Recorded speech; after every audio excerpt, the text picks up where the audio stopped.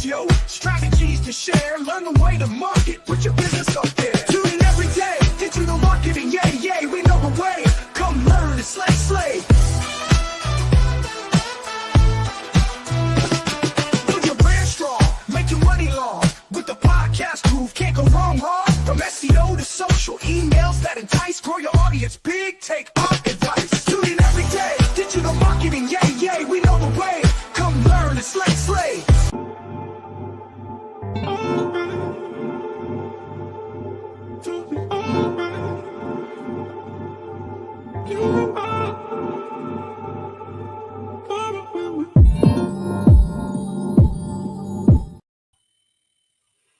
All right, we are back. Happy Wednesday. We are here, Digital Marketing Network, Mickey Black, Jennifer J. in the mix. It's Wednesday, so we're talking about emails today. How's it going? It's going great. Awesome. So we got CRM, and actually, we always think about CRM as emails, but it's like social and SMS and all these different pieces to CRM. But that's what the topic is today. So we're talking about CRM and really adding in that personalization. I think we've been talking about a little bit about it. When we're talking about adding ChatGPT to workflows. But today we're focusing and drilling down on top 5 things, how to personalize your CRM using automation and AI techniques. So I know you're big on CRM, emails. What would be the number one thing? So if I'm like regular guy, I just got my Go High Level, or I got my MailChimp, or whatever it is, what's the first thing that I can use to use the automation and AI to really impact my CRM? Where should I start? Yeah. So first we want to identify what is CRM, because some people still don't know what that means. So it's customer relationship management system, right? So if you think about it, you're building a relationship and you're managing that relationship with your customers inside of your system. And so to answer your question, Mickey, if you're just a regular person, you're just starting, I'm gonna say start writing your email. Understand what the concept is of what do you want to do. We need to identify what do you want to do, what value you want to provide for your email list, and start there. So we talked about ChatGPT. Go in ChatGPT and say, hey, I want to add value to the people on my email list, and I want to educate them on this, whatever your topic is. Give me, I don't know, 5 email ideas for this topic. And then, have it brainstorm and then get started. And what I would do is from whatever it gives you, if you're good with it, go ahead, tell it to write the emails. Keep your emails typically under 200 words. And then add your flair into it. So edit it. Take what ChatGPT gives you, put it in a Google Doc, in your Google Drive, or Microsoft Word, or whatever you use, and edit it in your voice and make it conversational. Now you could tell ChatGPT to make it conversational. Sometimes it does it, sometimes it does not. But your audience got on your list because they like you. So they know how you speak, the things you say, and what you talk about. And so I always edit what I wanted to say and make sure it's in my voice. I like that. I like starting with the email first, and you say 5 ideas, choosing those ideas, and then from there, and I like the whole point of no more than 200 words. Sometimes people get into writing a novel in an email, and it's like, I gotta go. So I like 200 words, put it in your own voice, take that base content, really craft it for the tone of your brand, and then put it in an email and get going. Now, do you suggest people jump right into doing sequences, or do you suggest starting off with a one-off email? Well, I'm going to say start with the sequences because they're trying to work Smarter, not harder, right? So I told you to do five. You edit those five emails, put it in a sequence, and send them out 1 week. Wait 7 days. Wait 7 days. Set it up, send email. Then you're gonna go and add a wait step and say wait 7 days. Then you're gonna go and you're gonna add another one. And you're gonna keep doing that. So I would recommend you do it as a sequence because there are better benefits than sending it from the campaign. Now, the Gotcha. campaigns in high level do have a feature where you can send it back to people who didn't open it. But in the workflows, you have better flexibility. Gotcha. Gotcha. So you think so using those five email touches, put it Mhm. into a sequence and you don't stop until somebody responds. So if somebody doesn't respond or doesn't open, it's just going to send the second one, third one, fourth one until you get the conversion you're looking for.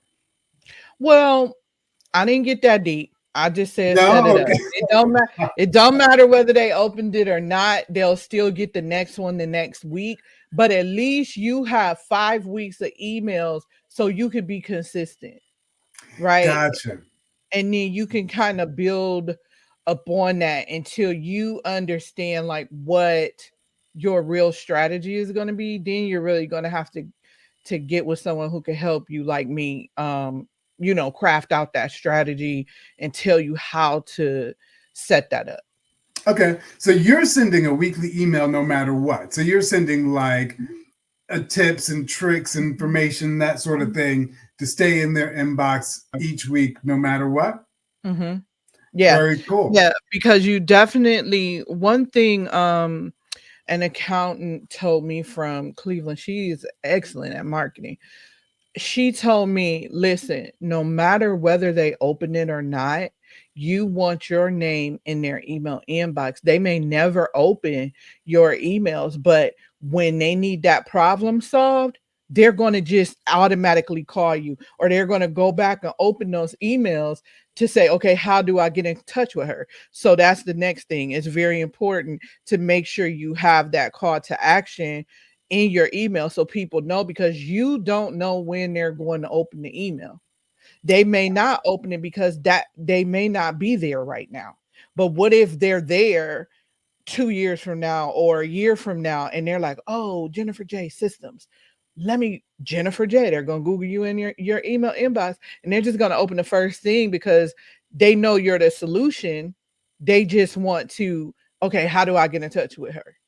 And if Gotcha. your link is right there, boop, click the link to schedule a call, you know? I like it. I like Mhm. I like it. Awesome. So I think that was like four so far. So we have just jumping in, writing an email, five Mhm. different ideas, use Chat GPT, then dropping it in the system, go straight to a sequence, and then that would be number three would be every week you're delivering value no matter what, even if they don't engage, you're still there, you're still present and top of inbox so they see you when your topic comes up. The big three. So I know another one we were talking about yesterday, and I want to bring it back up again, is using what they called it, use customer record as an input. And so what it did was it looked at what your customer record was, if they bought from you, or say in the Mhm. case of an accountant, it would Mhm. be like the Chat GPT would look at and say, well, did they do taxes with you last year or not? And so if they did, they'd be like, oh, following up. Or if they didn't, Mhm. they're like, hey, you probably need to catch up, or Mhm. whatever it is. But Mhm. it uses that as an automated sort of like input. And I know we talked about Apollo having something similar where um, it looks at their social profile and will use content from the social profile. Have you used any of those features yet? Yeah, I've used them in Apollo. I haven't used them in high level, but I have used them in Apollo. And the key to that is understanding what type of information it'll pull So when you're writing the email, no matter what information they pull, it flows with the email.